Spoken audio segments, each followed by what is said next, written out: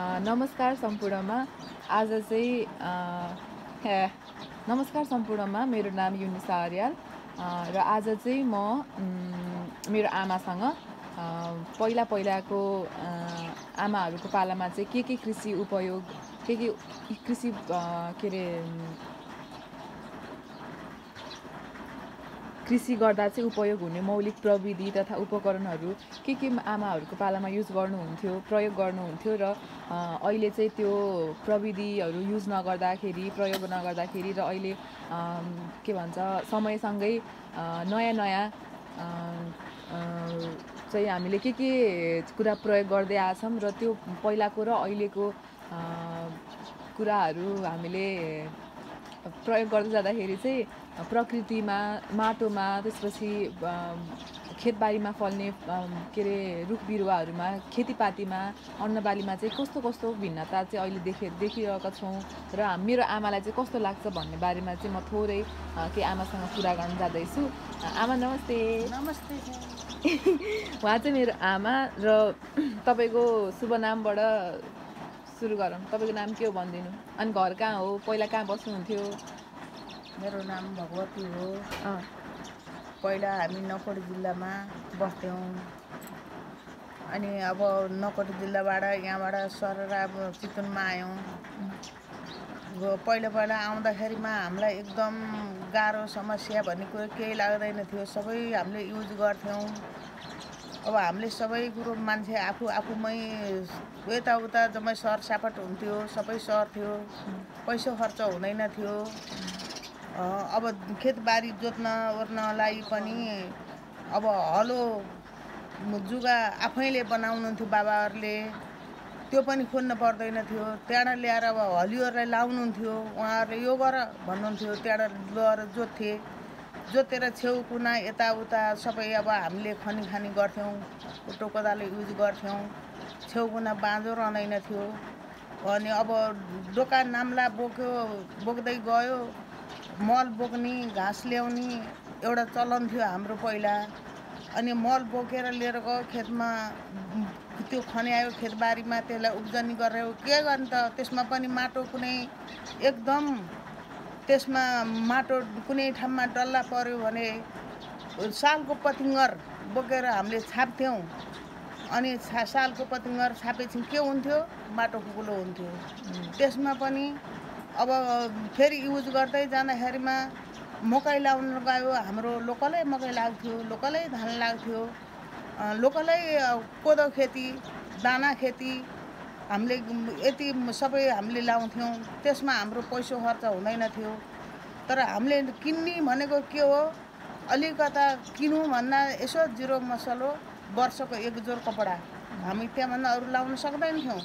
तर हामी एकदम हातसार गरेर बल्ल दुःख कष्ट गरेर हामीले कमाउँदै ल्याएर कुनै बेचबिखान गर्नु पर्यो भनेदेखि त्यतिखेर के थियो त भन्दाखेरिमा 2 रुपियाँ पाथी धान थियो, 3 रुपियाँ पाथी चामल थियो। मैले थाहा पाउँदै पनि एकदम 7 रुपियाँ घिउ थियो। अनि त्यसमा सुन थियो 700 तोलाको। अहिले किन यति उत्पत्ति भयो? त्यसमा हामीले कुनै पनि मल, हामीले रासायनिक मल राख्दैनथ्यौँ, बिख राख्दैनथ्यौँ। उब्जनी हुँदा राम्रैसँग हुन्थ्यो, तर त्यसमा खर्च जाँदैन थियो। जाँतो ढिकी हामी आफै गर्थ्यौँ, त्यसमा कुनै पनि त्यसमा खर्च थिएन। अब कपडा धुने बेला भयो, अहिले भाँडा धुने बेला भयो, जम्मै साबनै चाहिएको छ, कुनैमा सरफ चाहिएको छ। अब त्यतिखेर के थियो, हामी कुनै माटाले नुहाउँथ्यौँ, कुनै अब यसो के अर्चलको पात भनिन्थ्यो, कुनै के भनिन्थ्यो, भिन्डीको पात भनिन्थ्यो, त्यस्ताले नुहाइन्थ्यो। अब कपडा धुनलाई हामीले त्यत्तिकै नै पछार्थ्यौँ, तर खरानी पानी भुजाउँथ्यौँ, पकाउँथ्यौँ। तर हामीलाई के भनेदेखि त्यतिखेर पनि हाम्रो माल सफै थियो।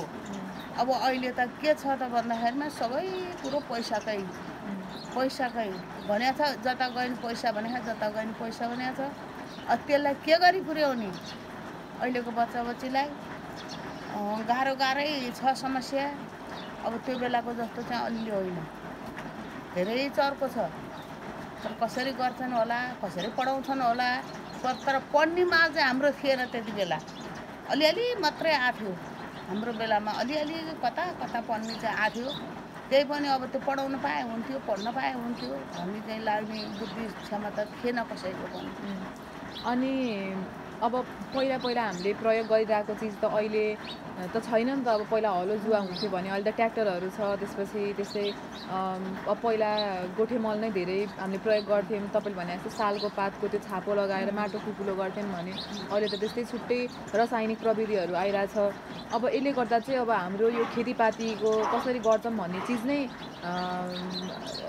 के भन्छ पहिला भन्दा अहिले त एकदम भिन्दै भइसकेको छ नि त तर त्यो चाहिँ राम्रो किसिममा चाहिँ उ भएको छैन त्यो धानिँदैन किन भन्दाखेरिमा राम्रै नै हुँदै हुँदैन त अब किन भन्दा रोग आइरहेछ सारालाई बिउलाई पैसा चाहिरहेछ ल्यायो घरमा उत्पादन भएको बिउ केही चिज लाग्न पाउनु छैन छ त केही छैन सबै अब के किन्ने भरे के किन्ने ल्यायो अब जग्गामा जोत्न पर्ने जोतेर अब जोत्ने कुरो के चाहियो त भन्दा ट्याडर चाहियो मिसिन चाहियो सारा चाहियो धान छुट्ने बेला हामी रात धान काटेर छुटेर हामी खान्थ्यौँ गोरु दाइँ गरेर पराल छिड्थ्यौँ तर अहिले त्यो छैन भन्छौँ एकदम गाह्रो छ त्यही भएर अनि अब हामीलाई चाहिँ के गर्न पर्छ जस्तो लाग्छ तपाईँलाई अब चाहिँ पहिलाकै यदि अब हामी फेरि हलो जुवा नै बनाएर बस्ने हो कि अथवा चाहिँ अब यो ट्र्याक्टरलाई पनि केही राम्रोसँग बनाउने हो कि होइन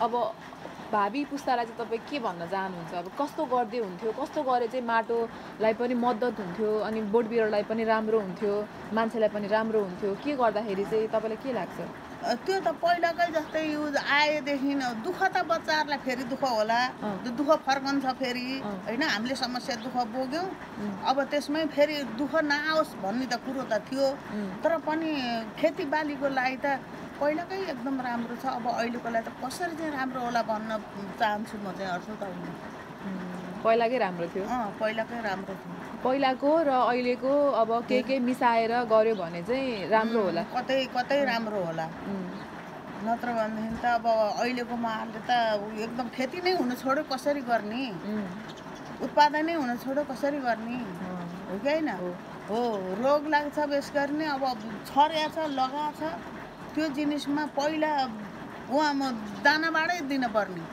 त्यो त गाह्रो छ नि त अनि मान्छेलाई रोग त बढी आइरहेछ नि